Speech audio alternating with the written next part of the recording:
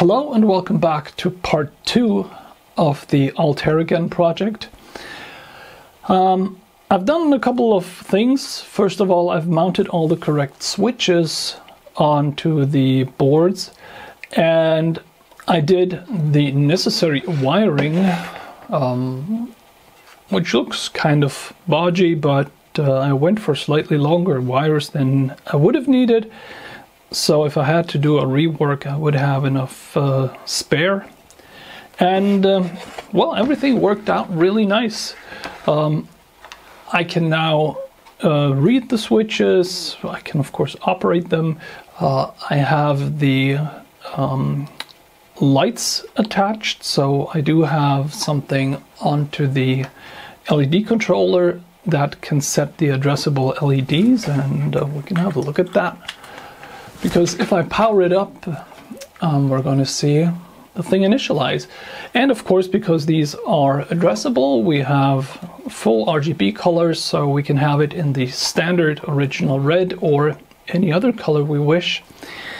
And yeah, that is one of the nice things about it. And it's still really simple to do. Now, regarding all of the switches, I had to do a very small change in the addressing of the switches. So I went for 4 rows of 8 switches.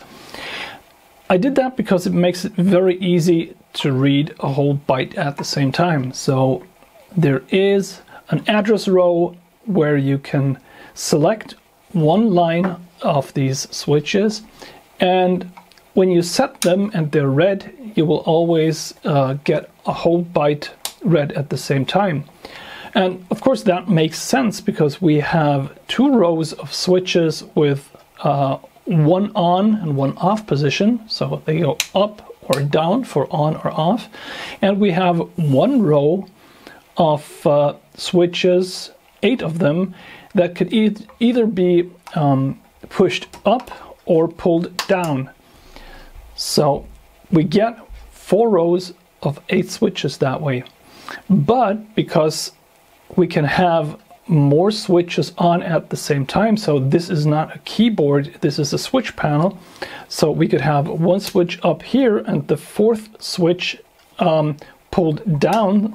So we have to actually attach diodes to each and every switch that we have here to make sure that we do not generate any ghosting. Because if we didn't do that, and we would have switch 4 up and switch 6 up on here, and we would pull switch number 4 down on here, if there weren't any diodes in there, the lower row would read the same as the upper row, because the current could just flow back, and we would get switch number 6 also in the down position because of something that is called ghosting. And this is really easy to take care of. You just take each and every one of these switches, like this is one of them, and let's just draw the 3 connections here. So we have our select rows. This here is one of the rows that we select, and this here is our switch. And we have the next switch sitting right beside of that one with 3 connections. And that one is also set. So for this switch, there is a column line, and for this one there's one as well. And the row line is directly connected to the switch on both of these. And we have a diode going to the column line.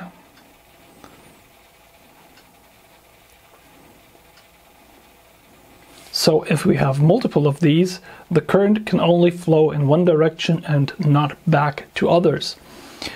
This is really important because it would just break the whole thing if we had if we weren't able to read the correct switches if we would get the ghosting effect. So that is basically what is now on the back of each and one of these switches. There's a small diode on the middle pin, and it's set up so the Arduino, which is driving this, will pull this line to ground when it's reading it. So this goes down to ground, and the address rows, or the columns, are set with input pull-up, so they are high, so they have plus 5 volt here with a high resistance set at the Arduino. So if this switch is pulled, these 5 volts are pulled down to ground, because there's no resistance in here and there's a high resistance over here, and we can then read this switch correctly as being switched on because it gets pulled to ground.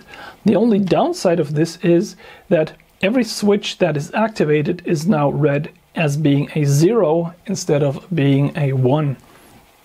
But we can solve that with binary arithmetic, and it's just going to work out. And I did test that I can do the scanning of these keys at 80 Hertz, and that works perfectly. So we get 10 scans of every key every second, and we're actually scanning them twice to make sure that they're properly debounced. So that seems pretty solid. And for doing it on a Teensy controller, we do have enough spare computing power to basically do that all the time.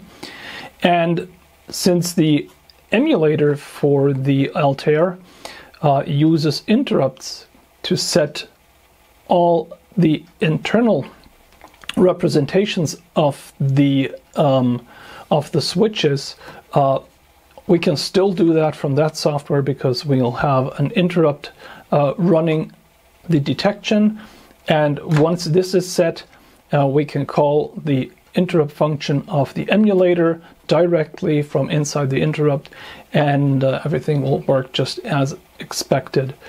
The upside being we have a lot less wiring to take care of, and we can use a microcontroller with a lot less input lines or pins for that. The only reason why I'm still sticking to the Teensy is because the Teensy has an SD card reader right on the board, and that just makes it perfect for this purpose. Yeah, so that's my progress over the past 2 days. I'm going to continue with this. I'm starting to get into a bit of software, and once I have more to show, I'll come back. So thanks for watching, and bye-bye.